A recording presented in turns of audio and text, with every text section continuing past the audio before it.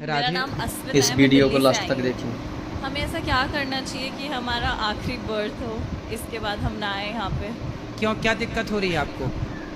कलयुग अच्छा नहीं है, क्या अच्छा नहीं लग रहा है आपको? परेशानियाँ होती हैं बहुत क्या करियर, परेशानी है आपको? बहुत सारी करियर में, फैमिली में, पर्सनल लाइफ में। देखो, परेशानियों का नाम ही जीवन है। आपने देखा होगा हॉस्पिटल में जब कोई बीमार पड़ता है ना और वेंटिलेटर पे होता है तो वहाँ एक मशीन होती है, उसमें लाइन यूं यूं चलती है, ऐसी चलती है ना, और लाइन सीधी होगी मतलब मर गए। डेथ, मर गया। जब तक टेढ़ी लाइनें हैं, जब तक उतार चढ़ाव है, तब तक ही जीवन है। सीधा हुआ तो मर जाएगा आदमी। तो आपके जीवन में ये उतार चढ़ाव जो है, स्ट्रगल जो आप कर रहे हैं, करते रहिए। यहाँ जितने लोग बैठे हैं, ये दास अनिरुद्ध सहित, भगवान राम सहित, भगवान कृष्ण सहित, किसके जीवन में स्ट्रगल नहीं था? ये तो अच्छा है कि आप संसार में ना आए, प्रभु की शरण में रहने वाला बार बार जन्म मृत्यु में नहीं उलझता। लेकिन जब तक हो, हंस के रहो, खुश रहो, रो कर नहीं, परेशान होकर नहीं। ये तो चलता रहेगा, परेशानियां तो आएंगी जाएंगी, लेकिन उन परेशानियों के बाद भी आपको हैप्पी रहना चाहिए, खुश रहना चाहिए। ये जीवन है बेटा। इस संसार में ऐसा कौन है, एक को पकड़ के लाओ जिसके जीवन में दुख ना हो। बस किसी के जीवन में ज्यादा है, किसी के में थोड़ा सा कम है। कोई बता पाता है, कोई नहीं बता पाता। बाकियों को देख के ऐसा लगता है कि उनके जीवन में दुख नहीं है, ज्यादा मेरे में है। ना ना, आपका चलो क्या दुख है बताओ। अच्छा, कुछ कुछ कुछ बता दो। मतलब मैं बहुत कुछ करियर वाइज करना चाहती हूँ, वो हो नहीं रहा। ये दुख है। अरे किसी के घर में तबीयत खराब हो जाती है या फिर ऐसे लोगों को देखो जिनके दोनों हाथ कट चुके हैं। जरा सोचो कि जिसके दोनों हाथ नहीं हैं और उसके घर में करने वाला कोई नहीं है और उसे प्यास लगी हो तो पानी कैसे पीता होगा? कभी आपने सोचा है? मैंने ऐसे लोगों को भी देखा है जिनके दोनों पांव और दोनों हाथ नहीं है।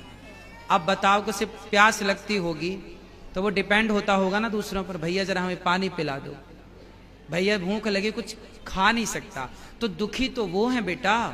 तुम अपने हाथ से खा रही हो, तुम अपने पांव पे चल रही हो, तुम अपनी आंखों से देख रही हो, तुम अपने कानों से सुन रही हो, तुम अपने मुंह से बोल रही हो।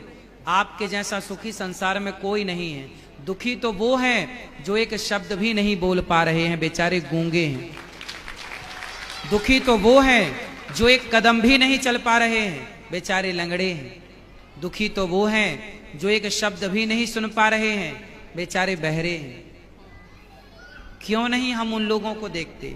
हम क्यों अपने को ही हल्का मानते हैं? क्यों हम अपने को छोटा कहते हैं? ईश्वर ने हमें बहुत बड़ा बनाया है बेटा। पॉजिटिव क्यों नहीं सोचना? अच्छा भी तो एक एंगल हो सकता है, ये भी एक पहलू है आपके नजरिए का। इसलिए आप ये कहते हैं कि मैं बहुत दुखी हूं। नहीं, आप इस संसार में सबसे सुखी हैं।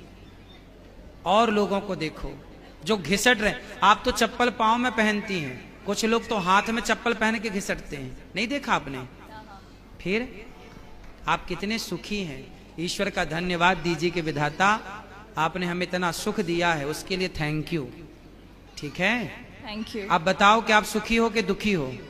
मैं सुखी हूँ, ये मुझे पता है। बस ऐसा है कि अब थक फिर- गए लाइफ से। फिर भी शिकायत? शायद से, मतलब ह्यूमन नेचर होती है कि ना नहीं, बेटा हमेशा खुश देखो, नहीं रहते। यदि शिकायतें करने बैठेंगे तो सबकी शिकायतें हैं। लेकिन माता सीता को जंगल जब जाना पड़ा, राम जी ने जंगल भेज दिया, लव कुश को पैदा किया अकेले। स्ट्रगल देखिए, लकड़ी काटी।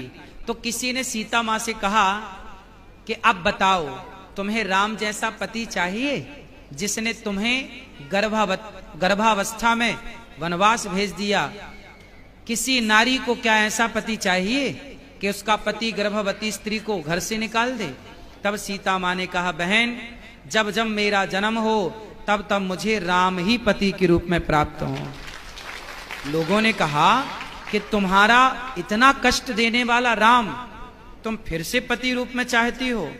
सीता मां ने कहा, कष्ट मुझे मिला ये तो आप लोग मेरा कष्ट जरा सा देख रहे हैं। जो मुझे सुख मिला है राम को पाकर, जो सम्मान मिला है राम को पाकर, उस सम्मान उस सुख के आगे ये दुख तो कुछ भी नहीं है। इसलिए मैं राम के उस सम्मान, आज जहां राम खड़े होते हैं वहां माता सीता खड़ी होती हैं, तो मैं राम जैसा पति क्यों ना चाहूं। मुझे जरा सा दुख मिल गया तो क्या मैं उस जरा से दुख के कारण अपने राम को छोड़ दूं?